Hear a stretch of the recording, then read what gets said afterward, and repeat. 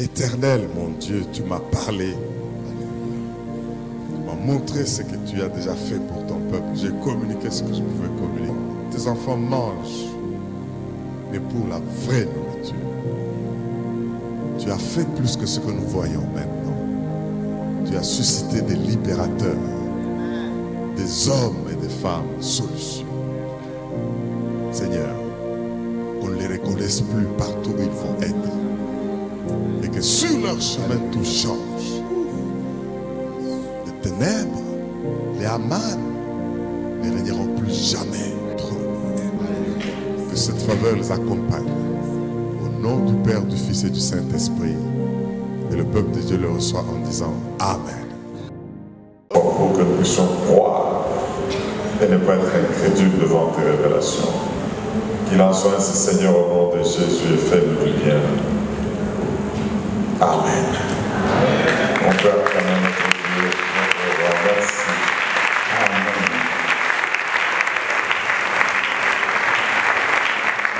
Je vais nous asseoir, bien-aimés frères et sœurs, que Dieu vous bénisse. Vous faites bien d'être là.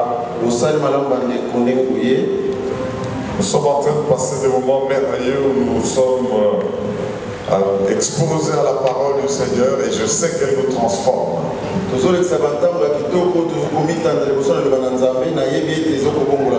Parce que jamais nul n'a été exposé à la parole de Dieu et est resté le même. De même que quand tu es exposé aux radiations de l'uranium, vous ne pouvez pas rester le même. De même, exposé à la parole de Dieu, elle ne peut que vous affecter. Cette parole qui est une sémence incorruptible, comme la parole de Dieu le dit, elle nous transforme. C'est pourquoi vous faites bien de toujours prendre du temps pour vous exposer à la parole de Dieu. Et c'est un processus qui n'arrête pas jusqu'à la transformation ultime. La parole de Dieu crée. La parole de Dieu est une lampe qui éclaire nos pieds. La parole de Dieu, c'est Dieu lui-même. Et nous-mêmes sommes transformés, comme nous venons passer du temps à l'adorer. Nous sommes transformés à la même image. Avec les témoignages de tout ce que nous recevons, Dieu est en train de visiter son peuple pendant ce temps. Il y a des grandes visions, des grandes révélations, des grands messages qui sont véhiculés et le peuple de Dieu a la promesse de la bénédiction qui est en train. Étant devenu sensible du fait que nous nous exposons à Dieu pendant ce temps de jeûne, ne méprisez rien de ce que le Seigneur vous révèle. Ne méprisez aucune pensée qui vous passe à l'esprit et qui devient comme permanente et qui revient régulièrement. Ce ne sont pas des cauchemars que vous recevez, mais les visions et les songes que Dieu vous donne, il vous parle. Et s'il vous appelle et vous engage à faire des grandes choses, ne croyez pas que c'est impossible. Parce que rien n'est impossible à Dieu. Et pour que ce monde soit au stade où il est comparé au monde archaïque, comparé au monde ancien, les gens ont imaginé des choses impossibles, mais sous l'inspiration de Dieu, les hommes. C'est cela régner et transformer et dominer. C'est pour cela que quand je pense à cette histoire du roi Joas avec le prophète Élisée, je parle de là pour le message. Nous venons de voir non seulement l'importance des partenariats et la loi du transfert, parce que tous les contacts que nous faisons dans la vie sont contagieux et transfèrent quelque chose. de bon ou de mauvais, le contact avec les autres, que ce soit avec les hommes ou les esprits, ce contact-là ne vous laisse pas le même comme avant que vous ne les ayez contactés. Et Dieu dit, venez, je vous accueillerai, séparez-vous de ce qui est impur. Je vous accueillerai, je ferai de vous des fils et des filles. Et le fait qu'il nous accueille, il y a déjà un contact tel que Dieu nous transfère quelque chose. Il nous aide à avancer et à le servir mieux encore. Nous avons donc vu que le roi Joas a raté une opportunité en or de recevoir la plénitude du transfert de ce prophète qui se mourait. Alors que des fenêtres lui étaient déjà ouvertes pour qu'il voie plus loin que où il était. Et cette semaine, le Seigneur veut que nous puissions recevoir l'onction des opportunités. J'ai vu beaucoup de personnes en vision, une grande foule qui se lève d'hommes et de femmes. Que rien n'arrête parce qu'ils avaient des opportunités qu'ils capitalisaient chaque fois. Et c'est ainsi que je le déclare, sois prêt à capitaliser, à reconnaître les opportunités que Dieu va te donner. Nous avons vu hier les 4 caractéristiques des opportunités. Nous avons compris que premièrement, les opportunités sont un don de Dieu. Dieu, pour que vous puissiez agir même dans cette libération des nations, il va orchestrer des opportunités. Lui qui est Alpha, Oméga, qui voit la fin avant le commencement, il sait qu'est-ce qui est déviant et qu'est-ce qui vous conduit à votre destinée. Il connaît les circonstances, même pendant les déluges. La Bible dit qu'il était sur son trône. Et il va agir pour vous faire du bien et vous utiliser par voie des opportunités. Deuxième caractéristique, nous avons vu que les opportunités passent parfois inaperçues à raison de l'immaturité ou de l'ignorance. C'est pour dire, bien aimé, que quand l'opportunité viendra, elle ne te dira pas que je suis l'opportunité. Elle peut paraître bizarre. Alors nous avons besoin de recevoir de mettre en application ce que nous appelons la loi du Réma. Pour ce que vous devez faire, Dieu a déjà tout placé à côté de vous, même les opportunités. Ce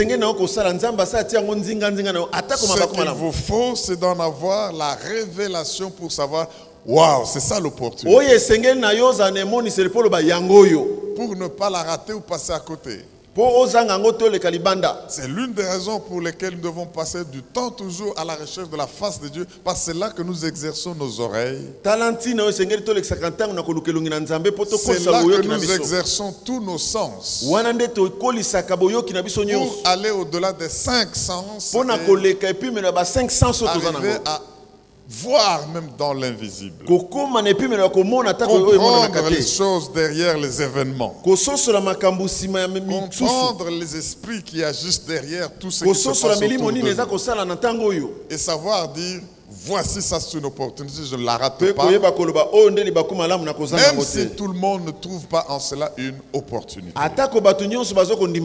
La loi du Réma dans les opportunités. Troisièmement, nous avons vu que chaque fois qu'il y a des crises, c'est le moment où Dieu suscite des opportunités.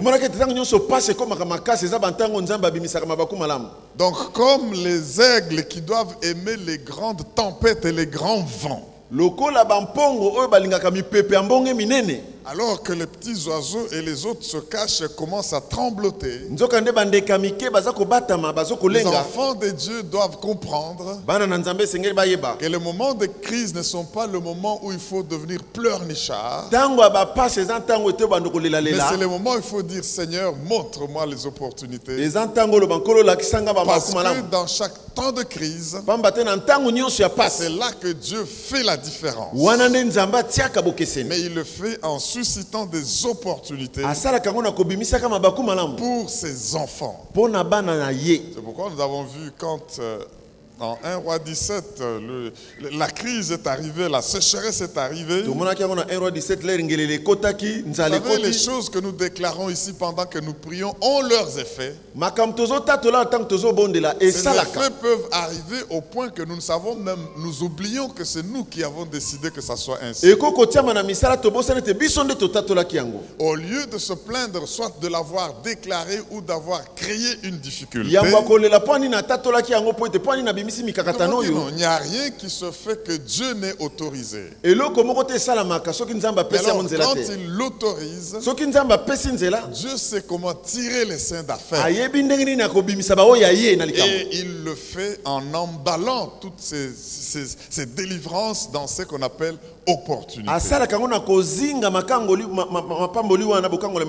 Même si ça ne plaît pas à nos yeux, si ça ne répond pas à notre logique normale, mais quand tu découvres une opportunité, tu es béni. Bien-aimé, les opportunités sont là, c'est la quatrième caractéristique. Il faut le découvrir et dès que vous les avez découvertes, elle vous ouvre toujours une percée. Une porte pour accéder à un avenir meilleur. Jamais quelqu'un n'a trouvé une vraie opportunité divine. Je parle d'opportunité divine. Parce que le diable qui veut apparaître aussi parfois comme un ange de lumière, il habille des choses qui commencent à briller comme c'était de l'or. Mais tout ce qui brille, eh ben, il y a du faux qui brille. Et il faut avoir l'esprit de discernement. Tout ce qui viendra, même apparemment qui doit être pour vous bénir, mais qui vous défocalise, qui brise votre focus sur l'essentiel, à quoi Dieu vous appelle n'est pas de Dieu. Alors, ayant déjà vu cela, aujourd'hui, nous allons voir les opportunités divines importantes à ne pas manquer. Les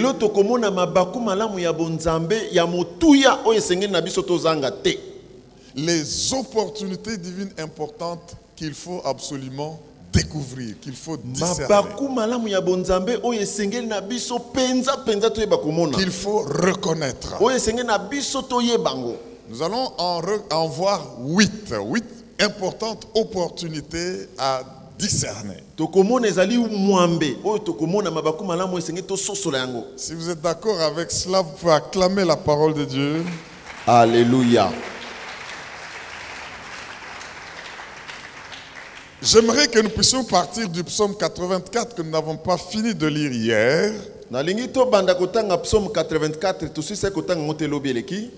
Et nous allons donc passer, comme je le viens de l'annoncer, les plus importantes opportunités divines qu'il faut savoir reconnaître. Les plus importantes opportunités divines qu'il faut savoir reconnaître.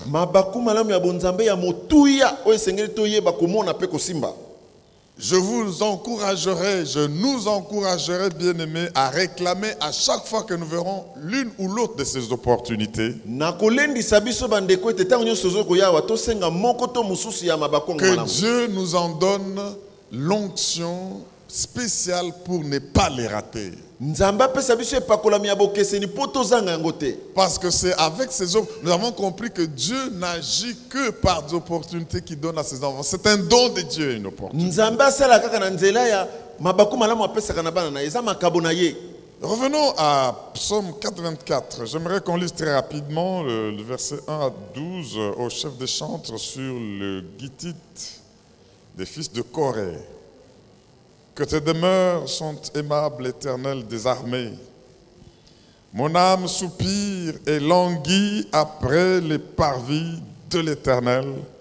Mon cœur et ma chair poussent des cris vers le Dieu vivant. Le passereau même trouve une maison et l'hirondelle un nid où elle dépose ses petits. Tes autels, Éternel des armées, mon roi et mon Dieu, tes autels. Heureux ceux qui habitent ta maison. Ils peuvent te célébrer encore. Heureux ceux qui placent en toi leur appui. Ils trouvent dans leur cœur des chemins tout tracés. Lorsqu'ils traversent la vallée de Baca, la vallée des gémissements, la vallée des douleurs, la vallée des cris, la vallée des malheurs, ils la transforment en un lieu plein de sources. Et la pluie la couvre aussi de bénédictions. C'est là que nous sommes arrêtés hier. Mais avant de poursuivre avec les autres versets, je voudrais, parce qu'il y a une pause même dans la lecture, que nous comprenions que ceux qui, comme nous ici, nous venons à la recherche de la face de Dieu, dans sa présence, dans sa maison, nous sommes heureux.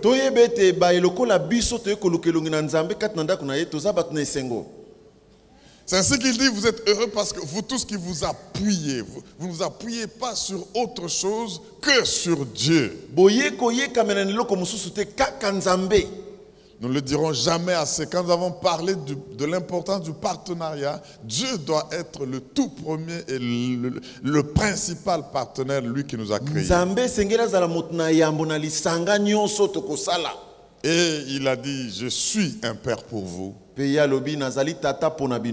En fait, l'autre expression du mot père, ça veut dire source. C'est moi qui vous ai créé. C'est moi qui vous ai engendré. Je suis un père. Je vous transfère des choses.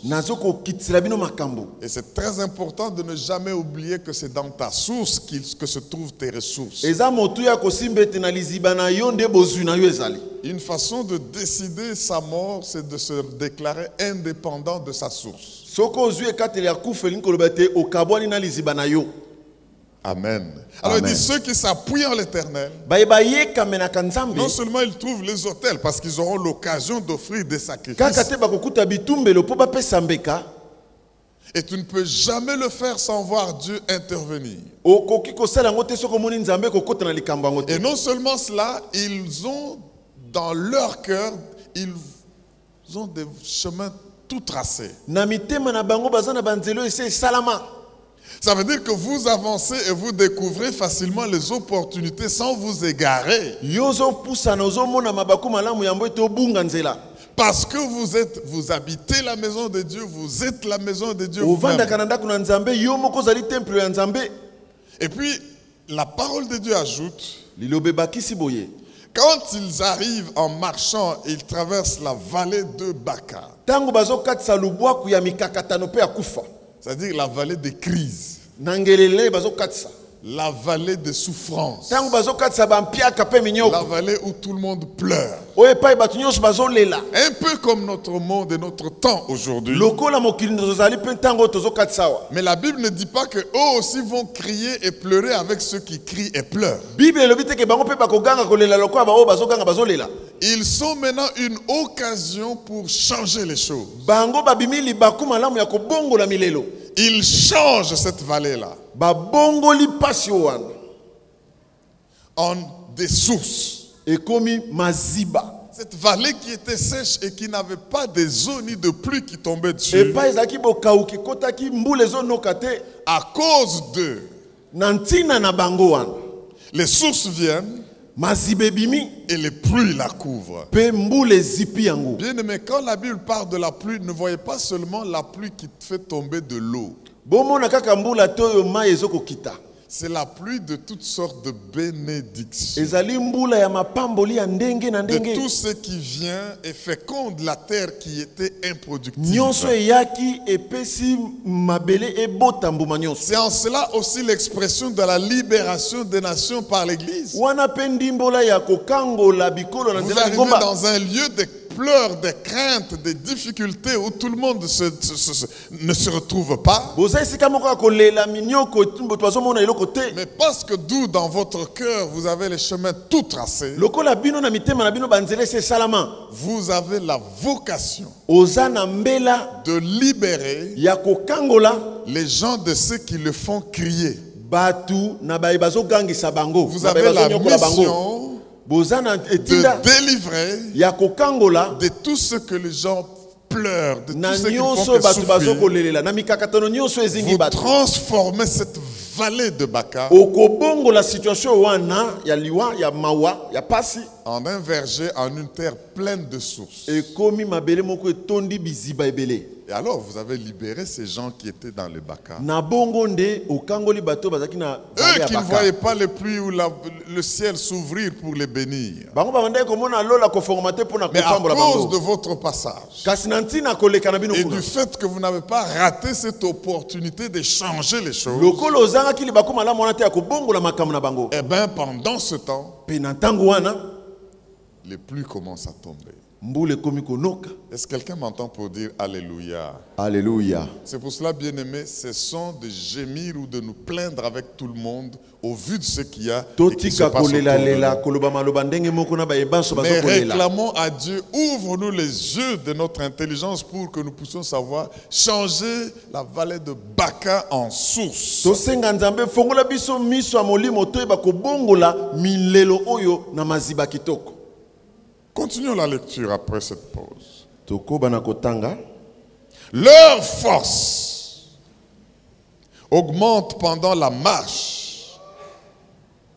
Alors que beaucoup, quand ils marchent, les forces diminuent. Leur force augmente pendant la marche et ils se présentent devant Dieu à Sion. Alléluia. L'Éternel Dieu des armées écoute ma prière, prête l'oreille de Dieu de Jacob. Toi, qui es notre bouclier, vois, ô Dieu, et regarde la face de ton oint. Mieux vaut un jour dans tes parvis que 1000 ailleurs. Je préfère me tenir sur le seuil de la maison de mon Dieu plutôt que d'habiter sous les tentes de la méchanceté. Car l'Éternel Dieu est un soleil, un bouclier. L'Éternel donne la grâce et la gloire. Il ne refuse aucun bien à ceux qui marchent dans l'intégrité. Alléluia. L'Éternel des armées, Alléluia. heureux l'homme qui se confie en toi. Est-ce que toi qui es venu en ces lieux pour te confier en l'Éternel, tu ne peux pas acclamer parce que tu es heureux? Tu es heureux. Alléluia. Tu es heureux. Amen. Le Seigneur dit, il ne va te refuser aucun bien. Akoboyela yo bolamu moko te. Il donne la gloire, Akopesa il nkembo. donne la grâce. Apesi pe ngolu. Aucun bien. Bolamu moko Il te. n'y a rien que tu puisses demander à Dieu, toi qui te confies en lui. Eloko toko kosenga pe aboyela yo yo muto mibondi na ye. C'est pourquoi sois seulement prêt à découvrir les opportunités. Milengelo kutana mabaku malamu ya bonzambe. Nous allons donc voir les plus importantes opportunités divines qu'il faut savoir reconnaître. C'est même le titre du message d'aujourd'hui, les plus importantes opportunités divines qu'il faut savoir reconnaître. Et je déclare qu'il y a une onction de reconnaissance des opportunités. Amen. Qui est sur ce lieu, et tout celui qui entend cette parole est prêt à la mettre en pratique. Alléluia. Va être étonné par Dieu. Amen. Première plus grande importante opportunité. Que Dieu nous aide à... Moi je ne vois pas. J'entends. Bien-aimé, peu importe ce que l'ennemi a fait dans votre vie, son erreur, c'est d'avoir laissé les oreilles pour entendre ce message. Son erreur, c'est d'avoir laissé les oreilles pour que tu entendes ce message. Il lui avait bouleversé, détruit les yeux. Il en avait fait un dépendant social. Mais il avait oublié de lui boucher les oreilles. Et c'était important qu'il entende la parole de Dieu. Et dès qu'il a entendu parler de Jésus, il dit, là je ne rate pas. Peu importe toutes les règles de politesse qu'on peut imposer aux gens en public. Parce que ceux qui eux voient et entendent vous empêchent de réclamer votre guérison. On lui dit, tais-toi, tu déranges. Garde silence. Au fait, ça c'était quoi? C'était une action de l'ennemi pour briser son focus. Lui était branché sur Jésus et voyait sa guérison parce que Jésus est celui qui guérit. On vient maintenant lui faire des propositions pour le défocaliser. Il refuse.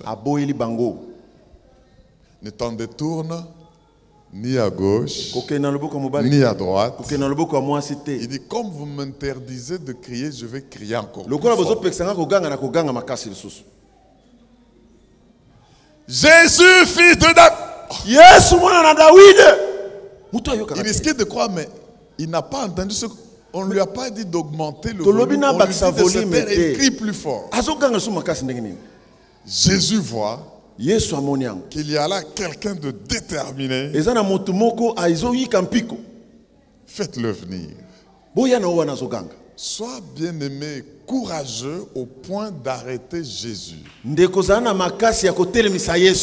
n'a pas ton nom sur son agenda de visite. Il ne vient pas chez toi, il passe, il a sa mission. Mais ton cri peut le faire arrêter.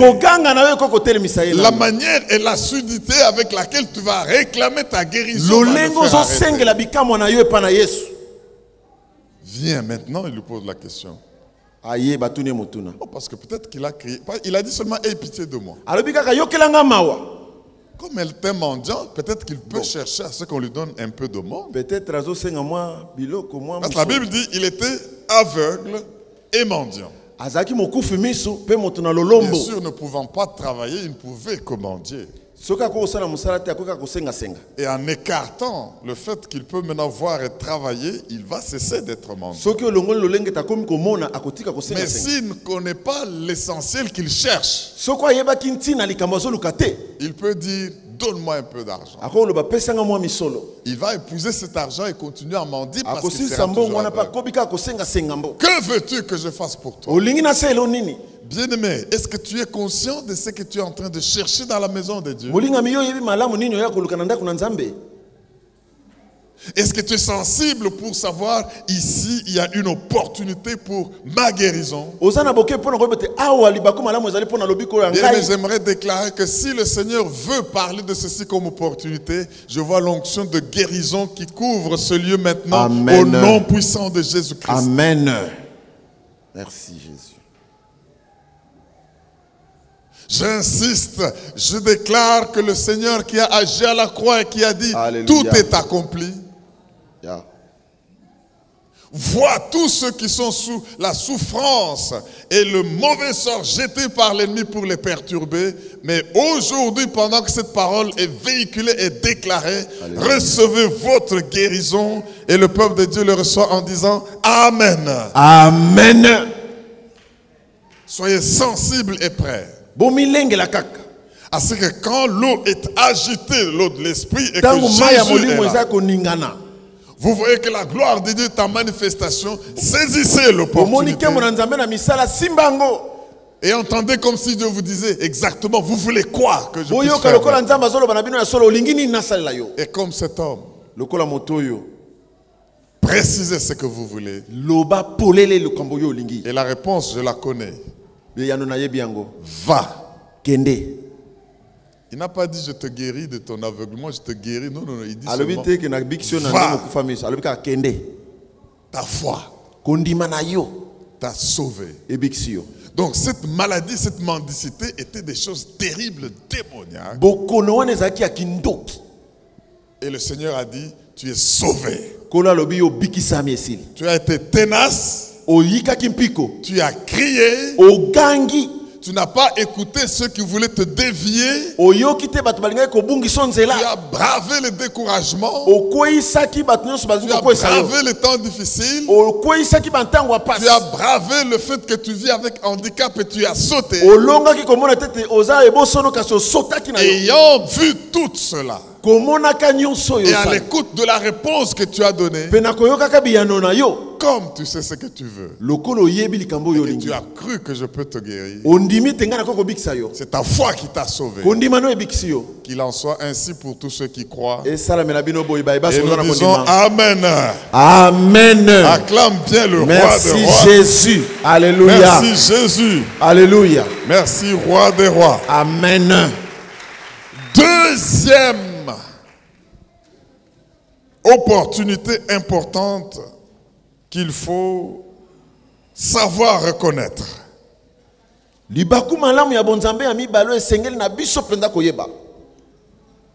Sachez reconnaître l'opportunité d'être récompensé pour avoir vaincu un ennemi divin.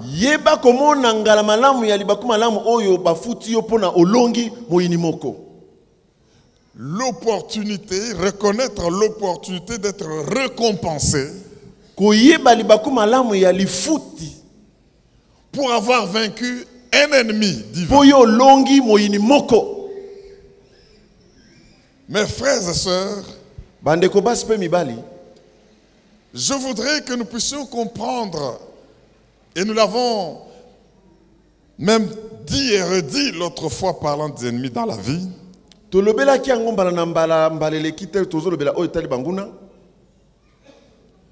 Le cas de David, par exemple.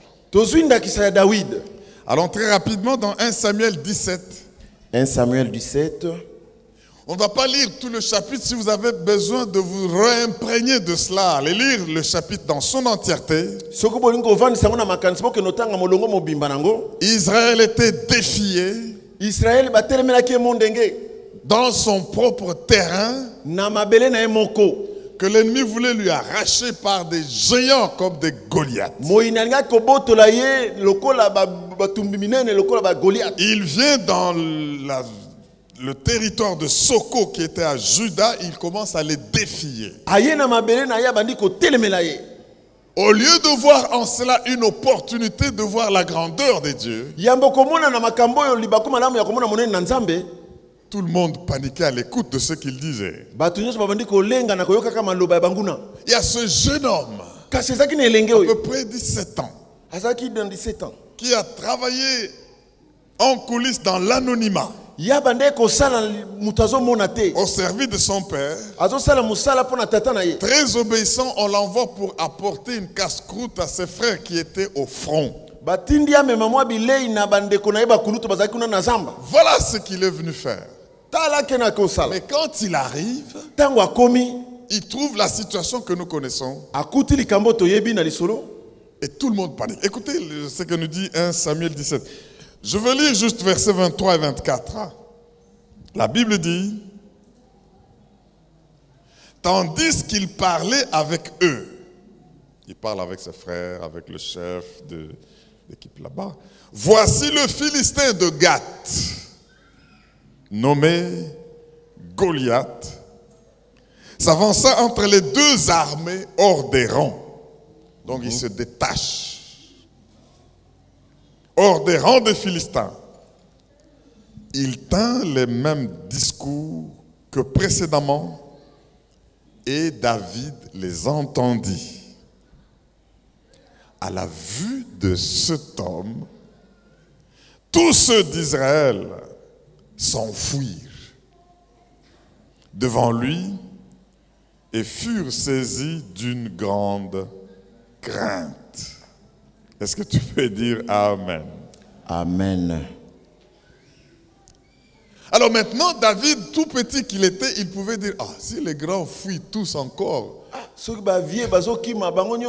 qu'est-ce que moi je peux faire? Mais ce n'était pas ça. Le jeune homme qui connaît les alliances de son Dieu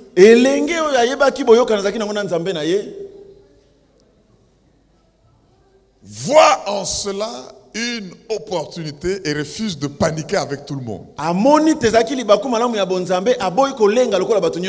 Il trouve en cela l'opportunité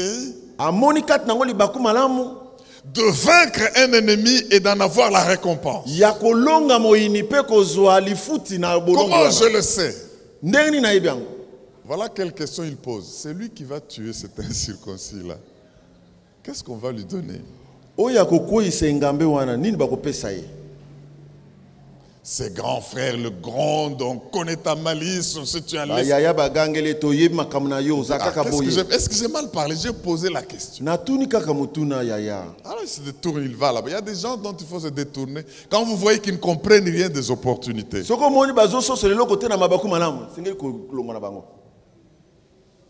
Et alors on lui répond, voilà, sa famille sera affranchie en Israël. Donc il ne paye plus de taxes, plus rien, ils sont là. Il sera gendre du roi. Être gendre du roi. Et tout. Alors David dit, c'est ça. Je ne rate pas cette opportunité.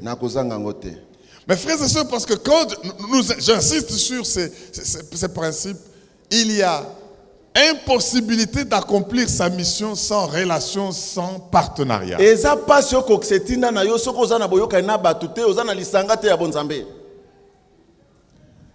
pouvez vous souvenir, nous l'avons déclaré plusieurs fois, je veux y revenir. Il est impossible de réussir seul dans la vie.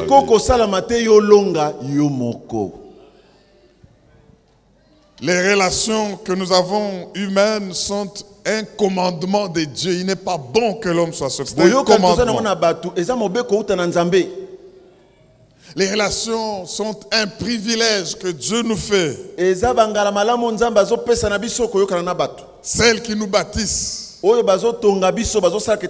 non celles qui nous détruisent. Les relations que Dieu permet dans notre vie sont non seulement un privilège, mais sont incontournables. On ne peut pas vivre autrement. Et c'est par les relations humaines que nous pouvons établir des connexions divines. Or, pour que Dieu fasse certains miracles impossibles et nous accorde un bonheur exceptionnel, il faut passer par les relations. Et nous avons vu, pour ceux qui ont bonne mémoire, dans les 21 jours passés, qu'il y a au moins 5 types de relations qui vous sont nécessaires dans la vie pour accomplir votre mission sur cette terre. Quelqu'un s'en rappelle? Alléluia. Il y a 5 relations qui vous sont nécessaires pour accomplir votre mission sur cette terre. Vous avez besoin de mentors ou de pères qui vous changent et vous transfèrent des choses. Amen. Amen. Vous avez besoin de protégés qui qui vous défient pour que vous puissiez vider ce que vous avez en eux. C'est indispensable. Parce que si vous n'avez pas un protégé, comme Élisée qui manquait quelqu'un à qui se vider avant de mourir, vous mourrez frustré. Donc c'est une relation importante, avoir des personnes en qui vous vous déversez. Troisième relation indispensable, vous avez besoin des amis qui, en temps de difficulté, vont vous réconforter quand tout le monde vous pointe du doigt et vous calomnie. Et Dieu va faire que vous ayez ces relations pour vous réconforter. Mais une autre relation indispensable, ce sont les ennemis. Je crois que quelqu'un allait dire Amen. Amen. Parce que ce sont les ennemis qui vont provoquer votre récompense. Sans Goliath, David allait mourir derrière les troupeaux en brousse là-bas. Il a fallu qu'un tel ennemi apparaisse pour qu'il ait l'opportunité de sortir de l'anonymat. Est-ce que quelqu'un m'entend pour dire Amen? Amen. À partir de là, vous comprendrez, mes frères et sœurs, que vous n'allez pas toujours haïr vos ennemis. Et le Seigneur nous recommande de ne pas le faire.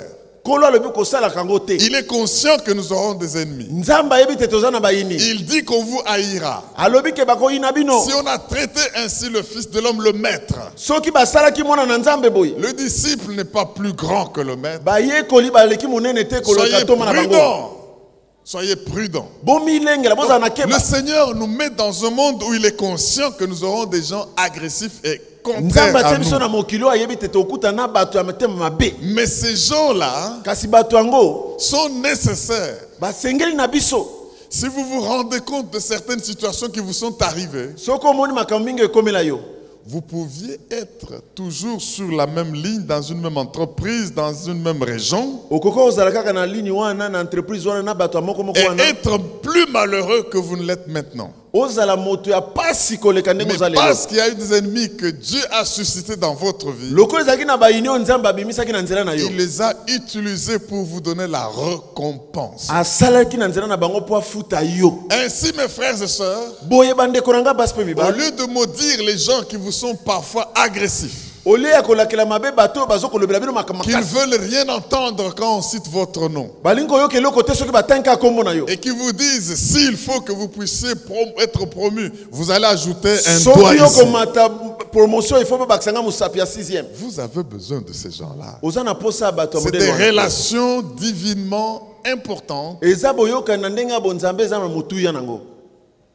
par lesquelles Dieu va montrer qu'il est de votre côté.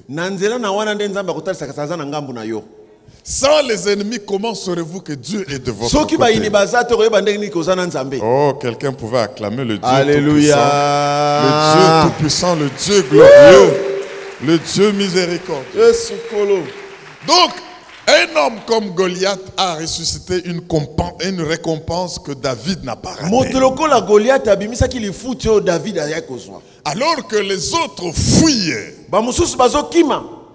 même le roi Saül ne tenait pas et dit c'est un guerrier depuis qu'il est enfant. Mais cet enfant, ce jeune homme, a dit non, dites-moi ce qu'on va payer. Parce que ici je ne vais pas combattre gratuitement. Amen. Amen. Et on a commencé à le lui dire. Je crois que le roi avait déjà dit aux gens, comme c'est compliqué, je fais... Je donne un prix à celui qui va m'éliminer cet homme. Comme on dit, celui qui va me trouver Bin Laden, il va avoir 2 500 000. Les Américains donnent comme ça. Je crois que le roi Saül avait dit, en tout cas, celui qui m'élimine Goliath, il prend ma fille d'abord. Amen. Et puis il ne paye plus rien toute sa vie. Lui, pas seulement lui-même, sa famille. Acclame le roi des rois si tu as peur des vignettes. Et ça dans la Bible Son véhicule ne va pas aller à la fourrière. Amen. Amen. Amen. C'est ce que ça veut dire. Sa famille sera affranchie.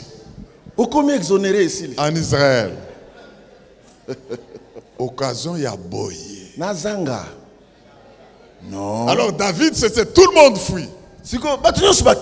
Je prie, bien-aimé, que quand les temps seront difficiles, comme des aigles qui aiment les grands vents, pour faire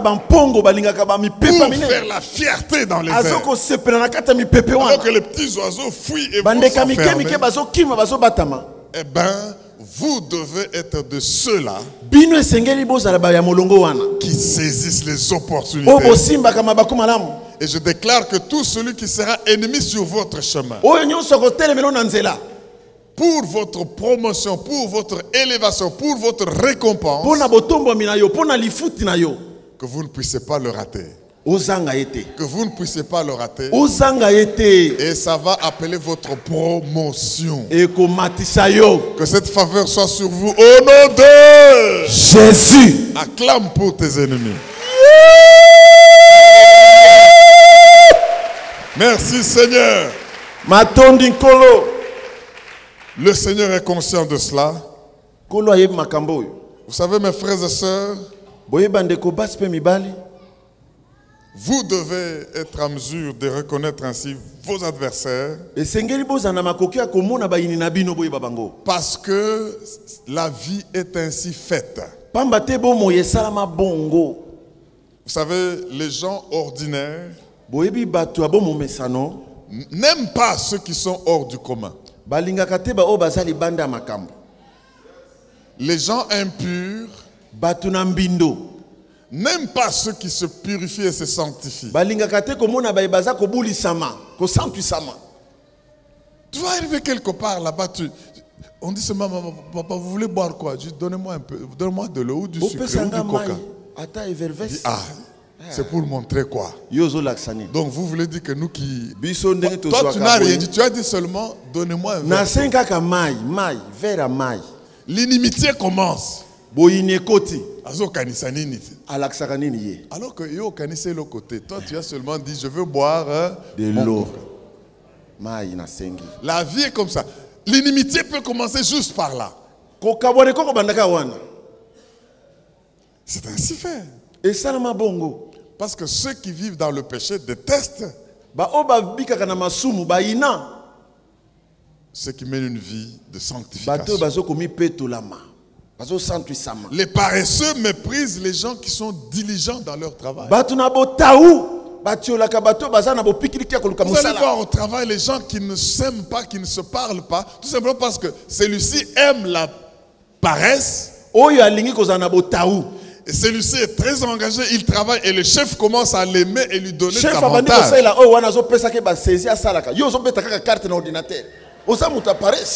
Alléluia. Amen. Alors au lieu de dire moi aussi je veux mieux travailler pour être apprécié, tu deviens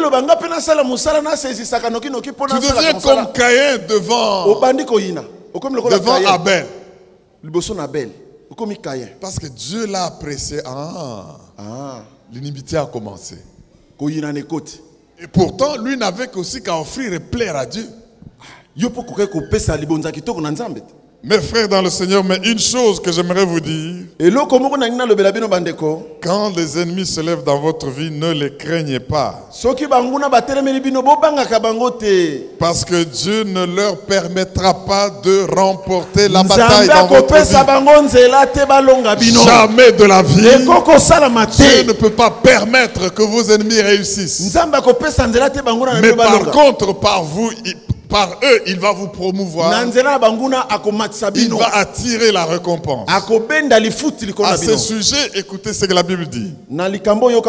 Juste deux textes. Lisez Psaume 118, verset 6. Psaume 118, 6. Il faut que vous puissiez le déclarer, le croire, sachant que j'aurai des adversités sur le chemin. Mais ça doit être des opportunités de bénédiction de Dieu. Psaume 118, verset 6, la Bible dit ceci. L'Éternel est pour moi. Comme conséquence, je ne crains rien. Rien, c'est combien? Rien. Mais c'est rien. Pourquoi c'est rien? Parce que c'est rien. Ah, c'est rien. Que peuvent me faire des hommes? Deutéronome 20, verset 4. Que vous ayez une mentalité des gens qui, en face des ennemis, trouvent que c'est l'opportunité de récompense. Amen. Deutéronome 20, verset 4, la Bible dit, l'Éternel, votre Dieu, marche avec vous pour combattre vos ennemis, pour faire quoi? Vous sauver. Amen. Le pour, c'est pour dire, c'est ça l'objectif pour lequel il marche avec vous. Ntino yazotambola na biso yango wana.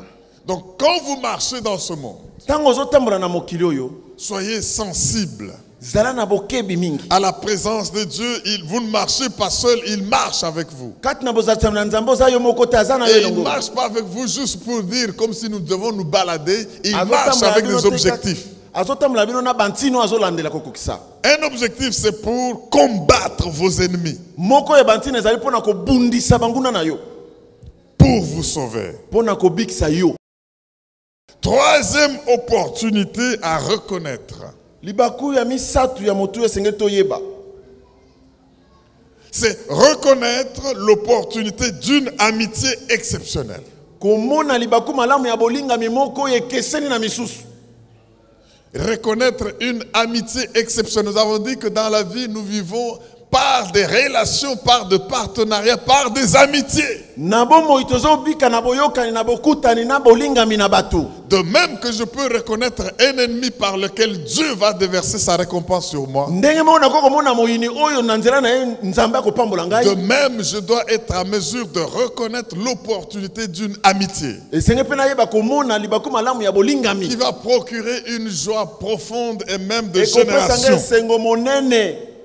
Comme le fit Jonathan. Je veux que cette onction qui était sur Jonathan pour reconnaître les vrais amis puisse tomber sur vous.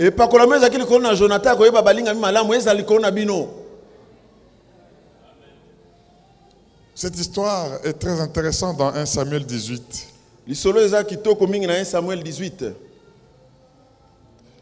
La main de Dieu est sur David. Il a vaincu l'ennemi. Il a eu l'opportunité. Il est entré dans la famille du roi. Mais écoutez là-dedans. 1 Samuel 18, verset 1 à 3, la Bible dit, David avait achevé de parler à Saül, et dès lors, l'âme de Jonathan fut attachée à l'âme de David. Et Jonathan l'aima comme son âme. Ce même jour, Saül retint David et ne laissa pas retourner dans la maison de son père. Jonathan fit alliance avec David parce qu'il l'aimait comme son âme. Est-ce que tu peux dire Amen? Amen. Mes frères et sœurs, Dieu savait que dans une catastrophe, Saül va mourir.